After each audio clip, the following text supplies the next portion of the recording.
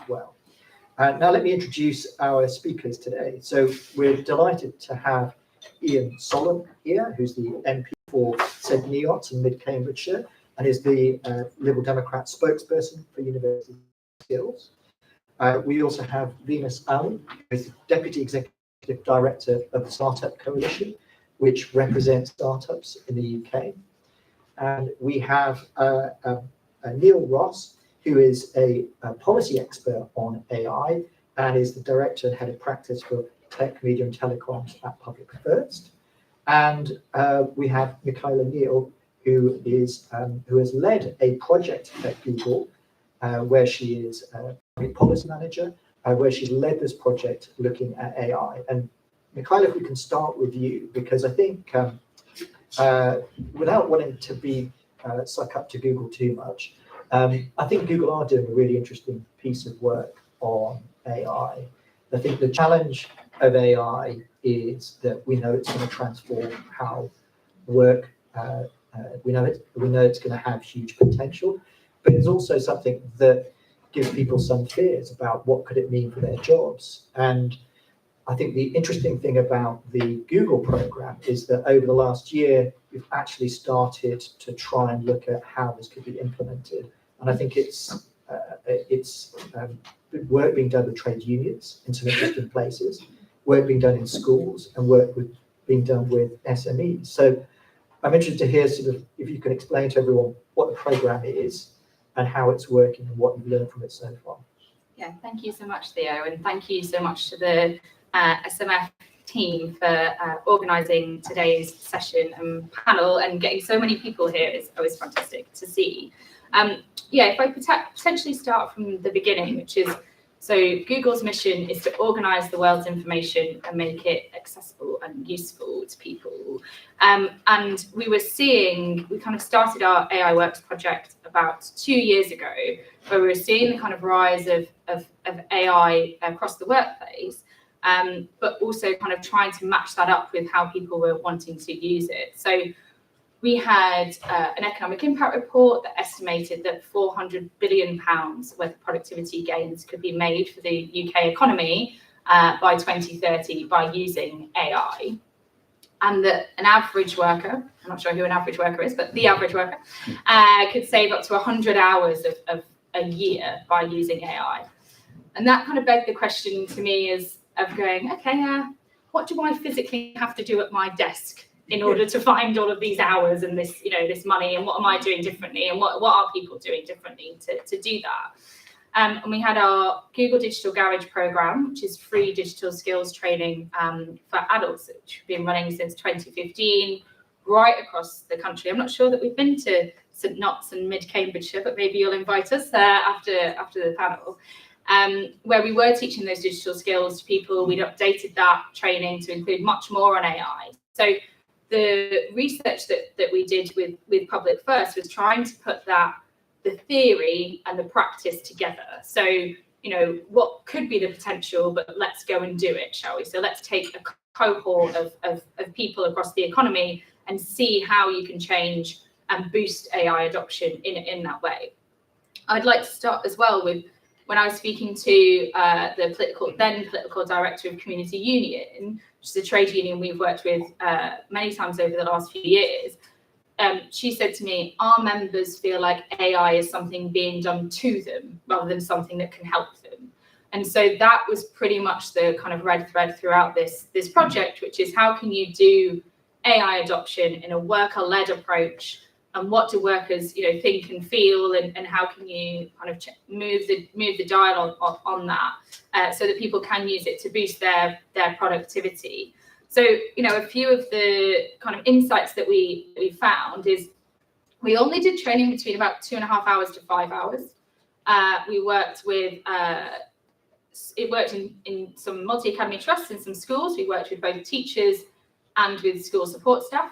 We worked with Community Union and their members, and then we worked with small business workers, so workers within those small businesses.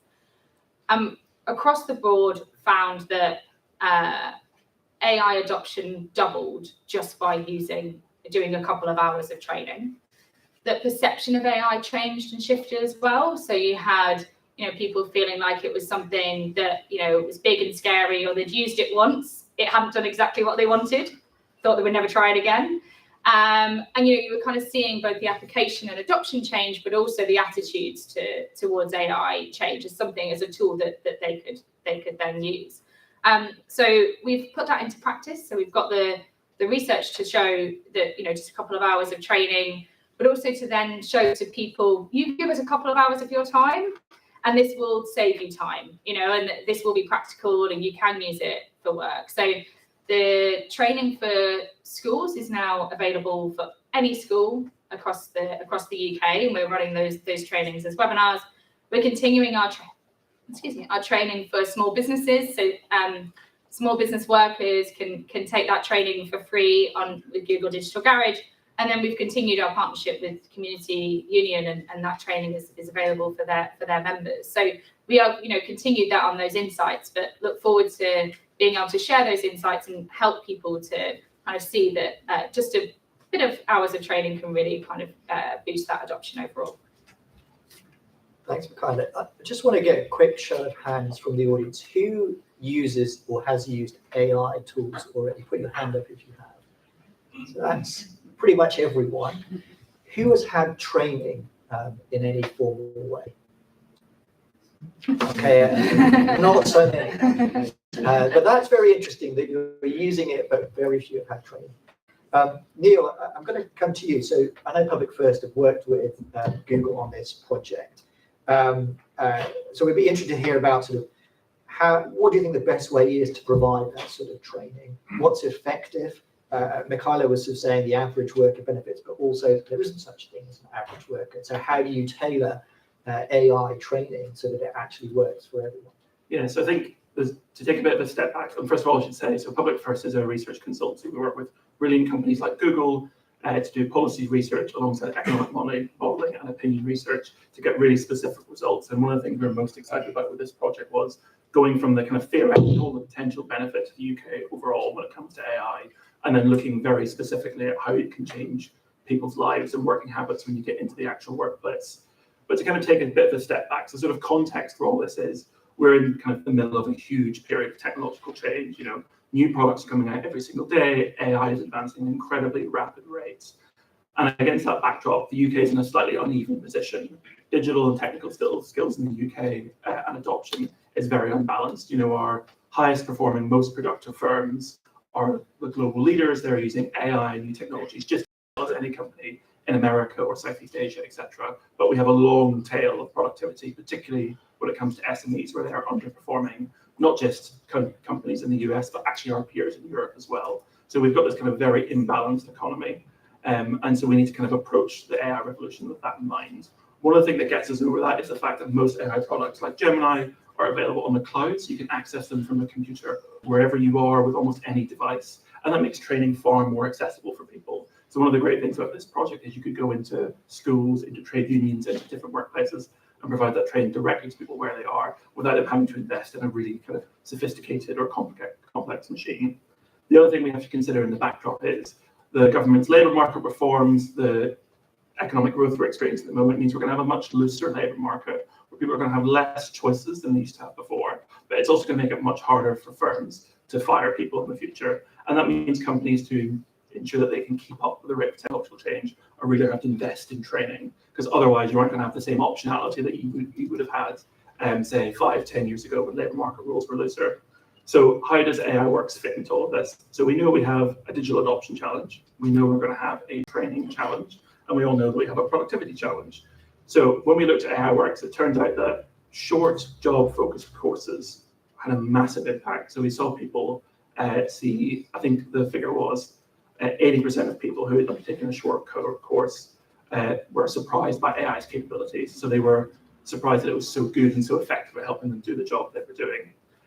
Women saw the biggest increase in use of AI. So about 18% using it before training. That rose to 45%. The training courses meant that we saw sustained use of AI. So people reported using not just AI in the immediate period after doing the course, but sustained in future. And what's also really interesting is we saw increased experimentation. So people weren't just going and using the same prompts that they'd learned in the training course of Google, but they were then going on to come up with their own ideas in the future. So what does that tell us about the kind of the policy response? So in this environment where we have a more difficult labour market, a difficult economy, digital adoption, and where businesses need to invest more, we need to think about how we embed these short, free, job-specific courses into all different kinds of workplaces. And the report goes into a number of areas in which we could do that. So it's making sure that companies like Google are connected with the Skills England training body. So you've got like advertising, courses being pushed to people. We make sure that we know how to access this kind of stuff. How do we give SMEs in particular more time and more flexibility, potentially more money to send people on training courses? And then how do we think about getting much more job and context-specific training courses? And that's kind of the core findings we think of this report. And at the end, the killer statistic I thought was people who had used AI, we estimated that they would save 122 hours a year, which doesn't sound much at the kind of headline. 122 hours per year is 3 weeks of annual leave. So that's, I think, the key prize. It's an extra 3 weeks on the beach at Bournemouth or wherever we want to go back. 3 weeks holiday for everyone. I mean, that's a policy that everyone can support. Vinous, how do startups see this challenge? And is there a challenge for startups when it comes to training on AI? And how would they like to see this challenge? So I think from the startup perspective, it's quite clear. So startups, it probably comes as no surprise that, they tend to be very early adopters of this technology. They will have embedded it from sort of day one, etc. But so for us, the real issue is, can we create a market that startups can then sell to? How do we create those? It's one thing creating all these like wonderful products and services that can make life easier, but fundamentally, if they're not being adopted, then we are failing. And I think the point that Neil made earlier really sort of resonates with us in that we are creating these sort of like unicorns and hopefully sort of like decacorns in the future. In terms of sort of decacorn? Well, it's bigger than a unicorn. Let's think of like $1 trillion companies, like let's like raise our like sort of sights to that level. But it's wonderful that those companies are being created and that that value does trickle down through the economy. But where it can really sort of take off is actually if you can see sort of like the adoption piece happening like in a much more widespread manner. And at the moment, as Neil sort of like alluded to, there is this long tail of very unproductive small and medium-sized businesses that are not sort of are basically wasting their time on the wrong things. Whether that's sort of like admin, bureaucracy, all of us will have felt it in our day-to-day lives, regardless of where we work. And so really it's about, how do we create an environment where people feel empowered to use and experiment with these new products. I always feel, particularly in the sort of like age of social media, I noticed it where it's like, what is the first app that I didn't download that didn't become sort of like digitally native to me? And was that sort of like, the beginning of the end in some ways? That I'm sort of like sitting back or like sort of, like seeing these new innovations pass by me rather than fully engaging with them. And I think, in a world where people are living longer and living healthier and more sort of like fulfilled lives for a longer period of time, the question then becomes, okay, well, how do we create those sort of bite-sized learning moments to make sure that we aren't just letting those innovations slip by? And I think, conference is a really good opportunity. I'm a Lib Dem member. We come to conference to socialise, to see, people, to discuss policy. But there is a whole training program here at conference where people go and like learn the latest on, how best to canvas, which tools to use, how best to sort of fundraise, etc. How can we build that into our sort of like day-to-day life? So from a startup perspective, startups are naturally sort of, the early adopters, the first movers, etc. What we want to make sure is that the market that they are coming into is one that is very sort of tech literate and sort of willing to experiment with these new innovations. Great. You've got me thinking now about whether the Lib Dems have some sort of AI campaign and training. Fascinated to hear more about that. I'm going to come to Ian now. So tell us, how do the Lib Dems see this challenge, the broad challenge of AI, in particular, this challenge of How do we provide the training that people want and where there's demand for?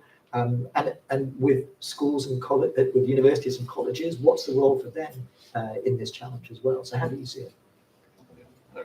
Thanks, Theo. So being a Liberal, the Lib Dems, personally, and all of us as Lib Dems, I think we're all about individual empowerment. And I think we passed our skills policy, latest skills policy in the conference hall on Saturday, losing track of the days. There's a strong strand in there around empowerment, particularly through lifelong learning grants. So which we've been long advocates for that. Vince, I think, had it as branded it as the skills wallet a number of years ago, and having that, I think we recognise that the world is fast changing, and the way I've tried to capture this in a sort of simple phrase, I think we've long recognised now, for quite a number of years recognised, that jobs for life have gone.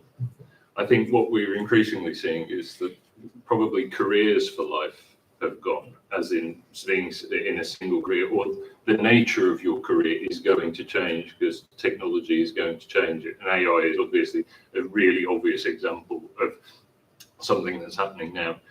What is in that individual empowerment piece, I think the most concerning thing to me from the skills brief is that we don't see that create a new digital divide. Mm-hmm. We already know that just for general skills, not AI specific, if you've done some training, if you've done a university degree, you're more open to retraining and taking on new things. And so almost the most important thing that to learn is how to learn, or have that desire to learn. And for a lot of people, there are those barriers in the way. And I think that's the first stage is sort of getting people over that barrier of rather than this being something threatening, as Michaela would say. Michaela or Michaela, sorry. I'll answer to anything. Okay. As you were saying, anyway,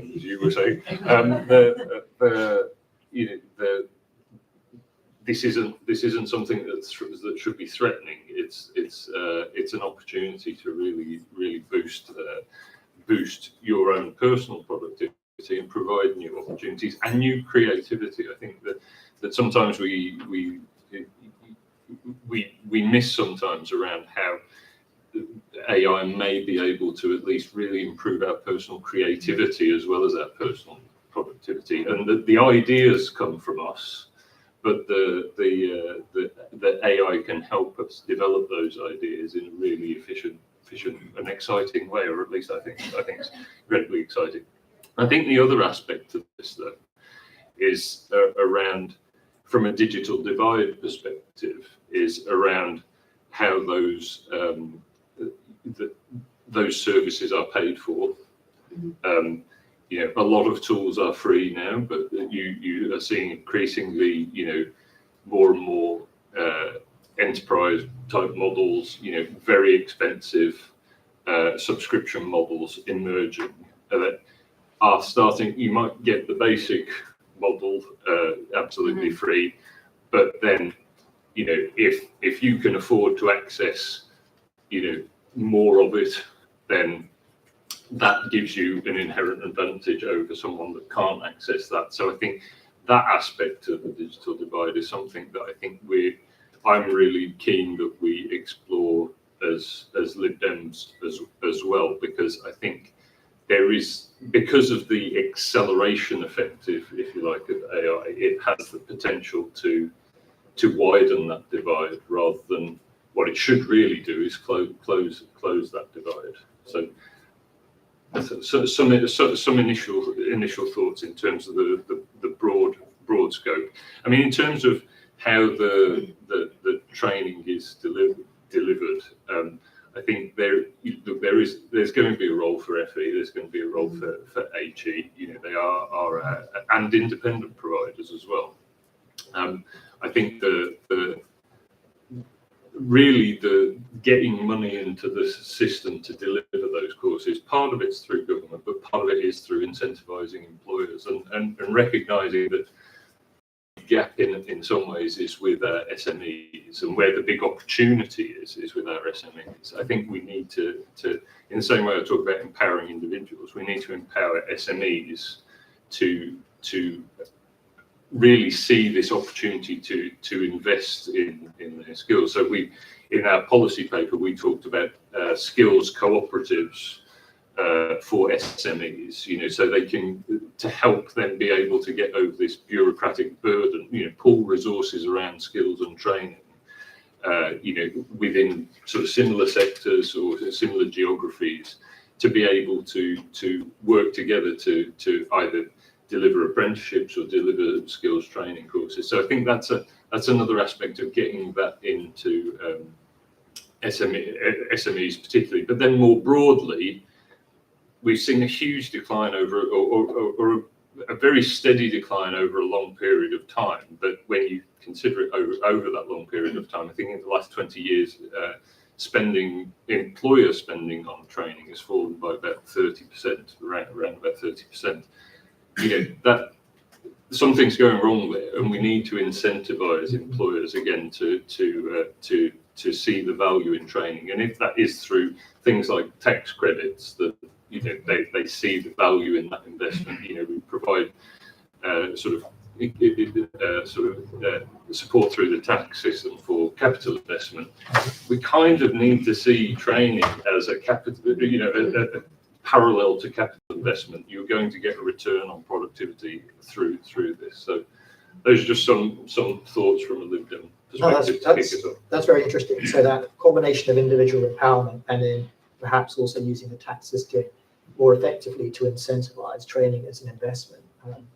And I want to pick up on a couple of things that you said, and then I want to come to the audience for questions. But you raised this topic of the digital divide. Neil, maybe you could talk a bit more about this, because I think you mentioned that in the research that you saw women have a bigger impact. Is there, do we see, are there issues of, are there issues in terms of graduates versus non-graduates, women versus men, in terms of the take-up of AI? Does training help overcome that? Where do we see that digital divide in your research? Yeah, so when it came to the research, we found that basically any saw a massive uptick in AI use and experimentation. And men were more likely to use it than women, younger people were more likely to use it than older people. And those sort of divides play out in the same way that they do across other different forms of technology. I think the key thing for the UK going forward will be how we get into a place of kind of almost like continuous learning, and also getting people sort of growing up and learning to deal with sort of cloud and software delivered technology that is constantly iterating all the time, and to constantly trying to like test, try, and experiment with new things as they come along. So that's why the experimentation figure that came out of our research was so interesting, because people were going back and testing and trying out new things. So I was quite pleased this morning to see that I think Oxford University is now the first university in the UK that will give out a kind of an AI subscription to all of its students and staff as part of just being at the university. LSE is doing something similar, but not quite as extensive. So it'd be good to see these kind of universities start to do that. We might also start to see schools and further education higher. I know that Google's already got some partnerships with schools as well. So I think we're embedded as possible throughout our education system. But then also the issue around SMEs. So I was part of the SME Digital Adoption Task Force, and I wrote a report to the government on how to increase SME digital adoption. SMEs are often don't know where the right information is, very time poor, and they cite financial barriers and major constraints. So those are the kind of three big tenets we need to try and tackle. And partnerships with companies like Google and others can be really helpful, because you can provide a lot of the training course and directories for free. But we've also got to get into that habit of trying to incentivize SMEs to do more and invest more in their staff. Because as I mentioned, in the next 5-ish years, the labour market will be less flexible, and therefore companies are going to have to invest more in their current stock of workers to get more out of them. They're not going to have the same optionality as they did before. And Michaela, just Venus mentioned the idea of bite-sized learning moments, and I know the government have a commitment that they want to make on training, and we've heard of the need for incentivizing training, but the Google training is very short. It's 2.5 to 5 hours, I think you said. Can you really deliver a change in training in such a short period of time? Should that count as serious? Should that be seen as a training? Yeah, absolutely. So we're part of the government's commitment to train 7.5 million workers on AI between now and 2030. See one of our colleagues from Amazon at the back as well, who are also in that gang with us. So we're trying to do that across the economy. But yeah, we find a significant change in just a couple of hours, and actually. We previously had, people come to Google every day to find out how to do something they didn't know how to do. And sometimes that could be like the answer to the question. It could be a very short YouTube video. People kind of just want to know something in that moment. How do I do this? They then go and do it. So actually, that kind of bite size, like, let me find this practical thing that I want to do right now, apply it right now, and then they can kind of build that up is much more that kind of shift that Neil was talking about, and where the shift in that kind of lifelong learning grants, skills wallet, being able to access those things that don't mean we're going to send you on a 2-year course, you're going to become an expert on AI and then come back to us. So people are kind of able to do that as they go. I just want to, on the some of the policy one of the policy recommendations we made was about having a clear workplace policy on AI. Now that isn't something intellectual. That is this product, use this for this, don't use this for that. So that's what workers were telling us that they were looking for. So, for example, women over 55 were 4 times less likely to be using AI at work than men under 35. And a significant part of that, when we got through to the kind of reasons why, was feeling like they were going to do something wrong and looking for permission. So actually, one of the things that small businesses can do is try look into the tools that they want their workers to be using, write a quick policy on what the do's and don'ts are. There's obviously information available, and then empower their workers to make those choices to then be able to do that experimentation within that framework that is allowed. And we have just, on the students' point, made more advanced Google Gemini free for students across the UK too. To that point of barriers to access, so that younger people can make can make that part of their learning journey and preparing them for when the place of work. Great. Good questions. We've got half an hour. I'm going to go to the lady over here first, and then we'll come to you. Hi, my name is Emma Stone. I work for the digital inclusion charity Good Things Foundation. So I was really pleased, Ian, that you brought up the important issue about the digital divide. AI should be a way to help us close that gap, but there are risks that it will broaden the digital divide. One of the things that I would really love to hear a bit more about is your thoughts on, and shameless tote bag reveal, how digital inclusion can be baked in, not bolted on, to how we think about AI. And I think our experience has been absolutely that short training can make a lot of difference to people, tailored, relatable, but also delivered in places and by people you trust. And I think that's particularly important when we're talking about AI. And also, it's how we think about bringing everyone with us, not just in the workplace, but also in everyday lives in terms of, schools, colleges, as parents, in how we engage with health services. I think it's really important to take that round view. But your thoughts on how we can ensure digital inclusion will be baked in would be brilliant. Thank you. Great. I hope everyone's a tote bag to who wants to take that one? I'm happy to come in on that one. I think around where is your first access point to this new technology? Where is the learning happening is really, really important. And I think, that sort of question of, is it by people you trust or places that you in places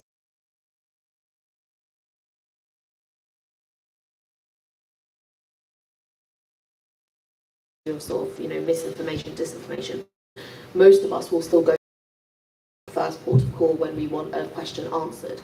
And so where can we deliver learning in a place that sort of like meets the needs of the individual, and building that sort of like reflex, it is just the muscle that we have to sort of train and use, is really important. So that question of, yes, the workplace, and absolutely we should be investing, and incentivizing employers to invest in skills, but we shouldn't be blind to the fact that most of us will encounter this technology elsewhere. And how do we build that reflex of like learning as we go in places and from people that we trust is really critical. Yeah, no, perfect. Thanks. Hi, Emma.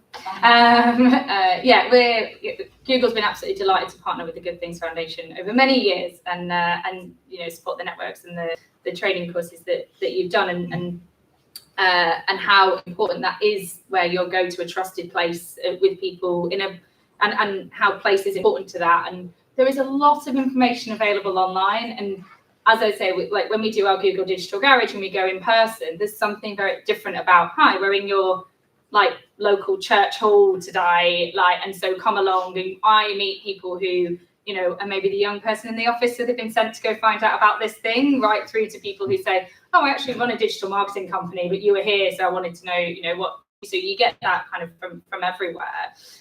That short, tailored, relatable is really important. I think that's why it was, key for us as one of the organisations that we worked with was community through a trade union where people, and that was that trust element, that was, where you would go to find that trusted information was really, really game changing. And we saw some of the most significant changes, through working with the community union members. And Theo and I met Carl who was a steel worker in Port Talbot a few months ago, and he was telling us about how he'd used Google Gemini to help him with recipes, and say like, oh, I've got this in my fridge, can you, teach me what the recipe is? I've done that since. So like, so he'd learned that from our training, and I've now learned that from Carl. So yeah. There's a question here. Hi there, I'm Abigail. I work for Sign Health, which is a deaf action charity. Definitely for us, we recognise the use of AI, and we know it's very useful in specific areas, and in relation to the research obviously backs that up. But what we're thinking about, and I've got two questions pertaining to this.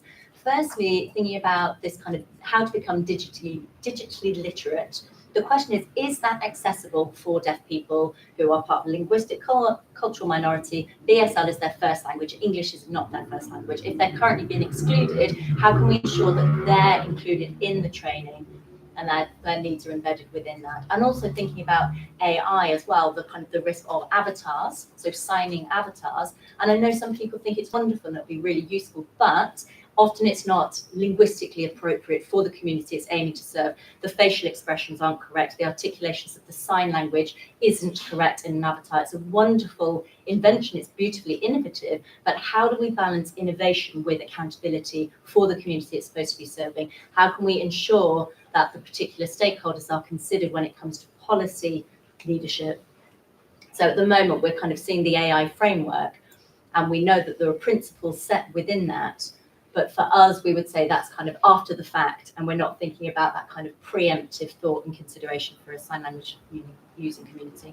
So Ian, I don't know how important do you see accessibility as an issue for Liberal Democrats, and Michaela, Yeah. what is Google doing to enable that? I mean, it feeds into that broader point about the digital divide, and I think it is particularly relevant to. It's not just about an economic divide, or it is about how different communities can access this as well. I mean, we've got an absolutely fantastic, the Cambridgeshire Deaf Association is absolutely fantastic in my part of the world, but I know from them that isn't the case across the regions of the UK. And so we already how do we questions? I have to defer to Google a little bit in terms of how those those things can be improved. But the point on sort of quality control and how to make sure that the accessibility is there. I think there is a role for government on, whether it's through the training or the regulation. Absolutely, and the parallel I draw, and it's not quite relevant, but I draw the parallel. Skills England was supposed to be set up to be quite dynamic in terms of how it could approve new courses, different types of courses, just across the skills space. But I think it is actually relevant to the AI discussion because it's moving so fast. You do need to be able to update those standards in skills. At the moment, I'm not sure we've seen it from Skills England yet in terms of being able to respond to those types of standards. But it is a challenge, and something that certainly as opposition politicians we need to hold the government to account for making sure that they are moving and have as fast, and they have the structures in place to move as fast as the technology is. Yeah. Hi, Abigail. Really nice to meet you. And I'd say I'm not sure if the key to this would be partnership. So partnering with organisations like Sign Health to make those improvements alongside people who are experts within that, so that you can bring that together. As I said at the start, Google's mission is to organise the world's information and make it universally accessible and useful. So the questions that you've asked are really ingrained into some of the questions that we're asking ourselves at Google, and what actions can we take.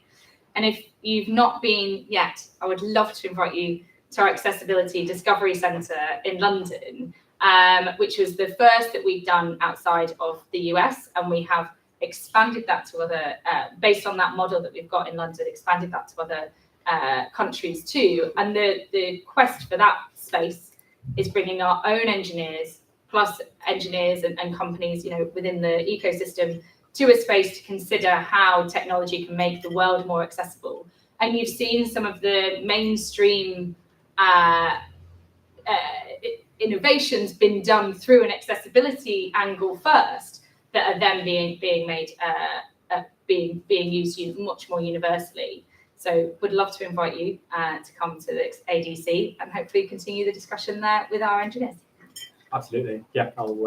I'd love to, and let's have a little chat afterwards. So I have already been once, but I think there's definitely opportunities to kind of relate the technology through into policy implications as well, to make sure there's a protection and accountability there. Great. I'm going to try and get as many questions in as possible. So I'm going to take 3 from this side. So 1, 2, 3. And if you can ask a question rather than giving a speech, that'd be great. Thank you. Yes. Just kind of looking forward to my 3-week holiday. I'm intrigued to know whether that's really as a result of just using AI tools like Gemini, etc., to kind of speed up in a very sort of simple way to help writing documents or reviewing whatever, or whether that's whether it goes beyond and into maybe more sophisticated applications, developing your own models or customizing existing models, etc. Because in a way, to me at least, that's where the real sort of potential of this lies. Great. Question there? Yes, I'll try and keep it quick. I've got a lot of sympathy for what Neil said about the kind of long tail of UK businesses having a sort of digital adoption productivity challenge. But the evidence coming out is that the assumption that AI adoption results in productivity gains is premature, and that's not a personal opinion. The Department for Business and Trade 6-month evaluation on Copilot said additional time to complete tasks was primarily caused by Copilot being unable to produce high quality output. So it was saying that essentially time savings from automation being eaten up by the need to quality assure. So if we're thinking about helping that long tail, does the panel think that the productivity offer is actually there yet? And if not, what conditions are necessary for the kind of useful adoption and integration? I think the other question you were talking about. Great. Is it me or him? Oh, sorry, I was just going to get. I'll go short and then. And I'll be short. Okay, we'll fit one in. Maybe just on policy and practice. So we help over 100 councils navigate the data challenges. Ian, you mentioned bureaucratic burden and the challenges that can cause. Michaela, you mentioned the need to empower people to implement this technology. And so you talk about the need to fix skills, but what else do we need to fix so that we don't repeat the same issue for the UK as with digitalisation, that we were just slower at it and have done less than other countries? And Neil, you said that SMEs are short of time, short of money, and they don't know who to turn to trust. And I'm an advisor to SMEs, and I'm just interested are there schemes to empower advisors like me? Because I found myself in a very bizarre position of, in the land of the blind, the one-eyed man is king, and I'm advising my business community on AI adoption. So yeah, I just want to know if there are plans to empower the advisors so that we can reach people. Great. So there's a question there about, is the future productivity gains, is the benefit going to come from general AI, or do you actually have to have something more bespoke? Are those productivity gains actually real? Because the data doesn't show that yet. And are we convinced that's coming? And then how do we deliver those skills and that advice, particularly for councils and SMEs? Who wants to pick off some of that? I can start with the productivity and then SME stuff. So on the productivity side, the results coming through from DBT, but also from some of the results that like Anthropic have published, as well as OpenAI, Google and others, are showing you do see pretty good productivity increases, particularly for people who are kind of relatively new entering the labour market and also at some management levels. I would say that where we are at the moment is these technologies are still like, we're at the point where this is the worst they're ever going to be, and they're going to progressively get better every single year we go on. And if anyone's used Copilot, for example, like they've recently integrated GPT-5, which has already massively improved productivity of the technology. Once people are on specific training where they can say, link up documents, train it to write in their style, you can train it on your internal data, then you can get much more sophisticated, better outputs that are quality assured or linked to your existing data. So I'd say that over time we will see those productivity figures really, really tick up. And in particular, workplace scenarios like the work we've done, not just with Google, but with other companies, you do see some sort of pretty strong productivity increases. But I would say it's contingent on the fact you have good training. Actually, one of the big things about AI is good data management. So people knowing what files they can link it to, how your folder is organized, and what data the model can access and deploy. And that's actually not very well understood across a lot of businesses. And that's one area we need to look at a lot into the future. So I say that while the results are, the DBT stuff was good and it showed that Copilot had saved people quite a lot of time, we're still in a kind of a bit of a journey, which is kind of where we need to be, or where we want to kind of progress onward from. On the SME side, I totally agree with you. Like SMEs are a bit like, who do I turn to? What service should I use? So in the report that the Digital Adoption Task Force submitted to the government, we recommended that we start to embed a lot of these advisor links where to turn to for advice into the government's business growth service. So it should have been launched. It was launched recently. If you're a business, you can type in, like, I'm a florist in this area. Where can I get support from? And then it will link you to, say, the florist's trade body or a local employment centre or something like that. And the government committed to iterating that over time and adding some AI support in. So hopefully in future, you might be able to say, I'm a florist who's interested in looking at an AI tool to help me with my marketing. And it might direct you to, say, Google's workshop or someone else's workshop or whatever. So the key thing is to kind of create that sort of free and easy, accessible advice. And hopefully with a government banner on it, it makes it a bit more trusted and free more generally. I'll have a go.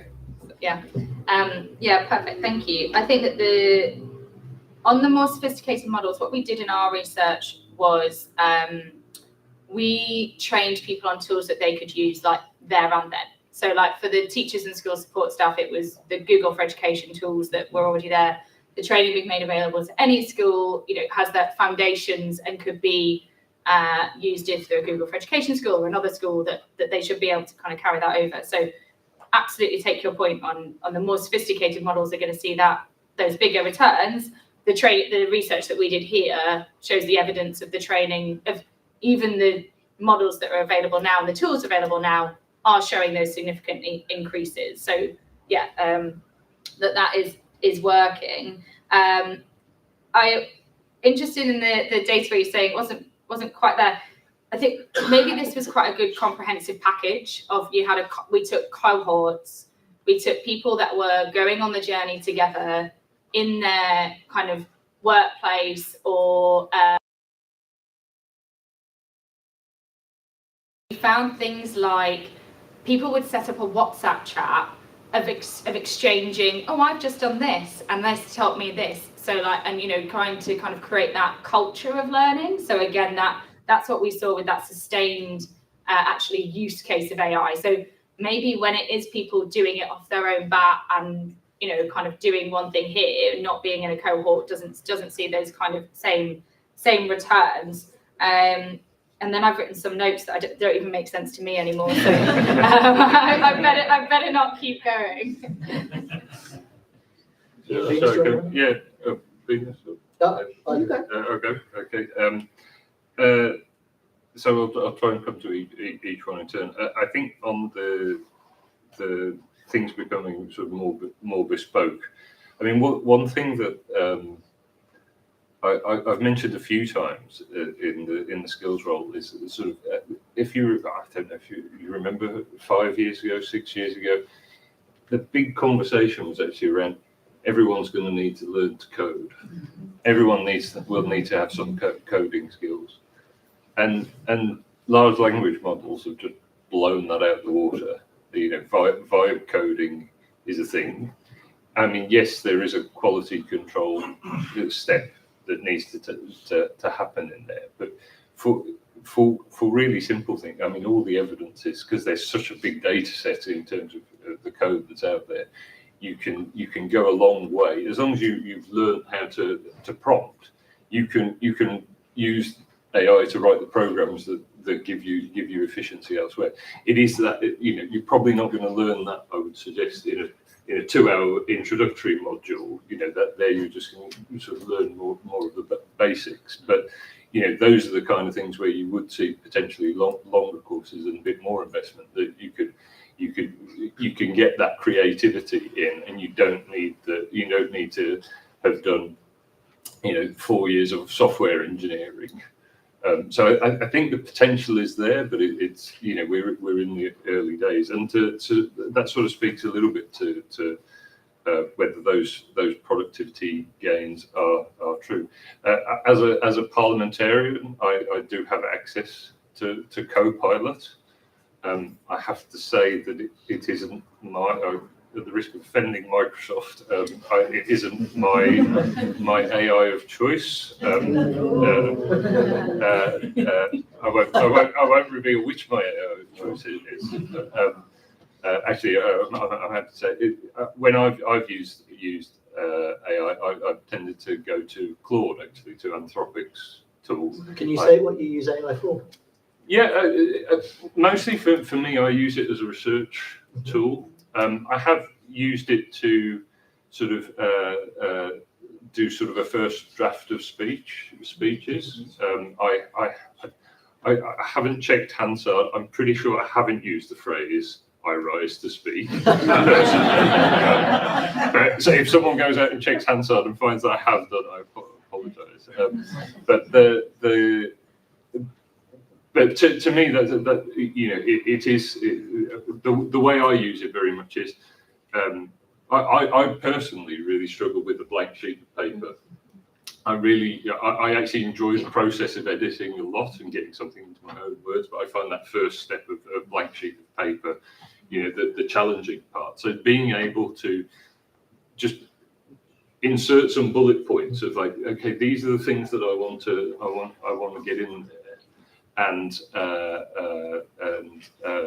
have that first draft, then I can edit from there. So I have used it for that, but more than anything, I use it for research. I use it for condensing information. I have to say, I did take the report and got a summary of the report from the AI as well. So being able to do that, and then then you can dive into the bits. And I certainly have found it, the more I've used it, it's sort of quite natural to use it in that research way. And you can you're not looking up where there's a productivity gain in that you're not looking up, okay, where's that reference? I've got to go and find that. You're actually sort of really, really quick. So that's probably where I've used it the most, rather than speech writing. I'm trying to remember what was the slower take up rate. It's a really valid point. I think, have we learned lessons of that? All indications are at the moment we probably haven't. And I think there's not enough communication with it, or at least from what I hear from employers, is that there's not enough, and small businesses, small enterprise, small medium enterprises, is that they aren't listened to enough, and they're sort of not, often they don't have the capacity to feed into a formal consultation, so, and it doesn't seem like the government ever hears from them in that way. Obviously, there are really good advocacy organisations like Chambers of Commerce, Federation of Small Businesses, but it's still difficult for that engagement of what are the particular problems for particular businesses or particular sectors. Where I think there's the potential, at least, for better adoption, is actually through more devolution around this, and actually sort of and where that connects into the skills agenda. I think actually the devolution of skills would it has the potential to much better connect employers with training providers and local needs much better. There's the potential there. It's about how you implement it. Sadly, in the government's devolution bill that's just come, we had second reading just before we broke for recess. The devolution that had been promised on skills has actually been watered down pretty significantly. So that's quite a big disappointment. And I think, because I think it is at that, particularly for SMEs, even if they're operating globally, as many of our SMEs are operating into global markets, they're not just locally focused. But I think the engagement in terms of feeding in what their problems are and where they need help, it is best happening at a local level. And I hope that sort of connects into the advisor question as well. Actually, that it's that connection locally or on a regional basis that is most important for small businesses. And we go silent on data sharing. Yeah. Vinous, did you like that? I'll just quickly come in to say that I think the point you made earlier, Ian, about how can you incentivize businesses to invest in training, and how do you make it sort of very easy for them? So when we were coming out of COVID, the government launched the Help to Grow digital scheme, and that was sort of seen as a bit of a sort of flop because it was incredibly bureaucratic to access. Government were very prescriptive about exactly what tools you could use as part of it. And I think actually making it the accountant's problem is quite a neat way of solving some of this challenge by making it sort of like part of a tax credit. And so I think there is definitely something that can be done to sort of boost or accelerate adoption by making sure that the incentives work for SMEs who comes back to this point around sort of like who are time poor, who don't want extra bureaucracy to get through in order to see some of the benefits. And that sort of issue around like CapEx and exactly what we mean by that is like a really interesting one. I'm going to come to the panel for one quick comment, which would be, what's the one thing you'd like to see the government do to help take up AI training, or what's the thing that government should do to tackle that digital divide? While you're thinking of that, quick show of hands, if your employer offered you training on AI, would you take it? Put your hand up if you would. So most people would. And how many of you are offered training by your employer on AI? Not as many. Great. So panel, closing remarks. What would you like to see government do? Make bite-sized learning something that government can fund, as it does with other forms of education, because that is how most people choose to learn. Yeah. I was going to say something similar, actually. I think you've just but I think it's around the framework of more building on that bite size, the modular learning, and how you can build on that, both through FE and HE. Actually, I think the framework, rather than dictating what people should do, giving people options and different pathways is really important. So. Theo? All the evidence shows that if you do this well, if it's like Singapore, New Zealand, or Denmark, have sort of these big programs that have all been very successful lifting digital adoption. So the ask is go big or go home, and then we all get 3 weeks off. Yeah, I'm going to agree with, I think Vinous put it so succinctly. I'll just do a big, as Google would say, a +1 to that. Great. Well, thank you all for your questions. I know there are more. I'm sorry we've run out of time for those questions. Please say thank you to the panel for what I thought was an excellent event. And your questions?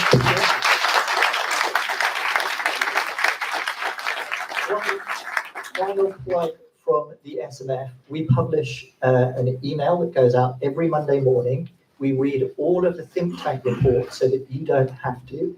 If you would like to get a succinct summary of think tank reports every Monday morning, it's called Wonk Week, and you can subscribe at thesmf.co.uk. Thanks.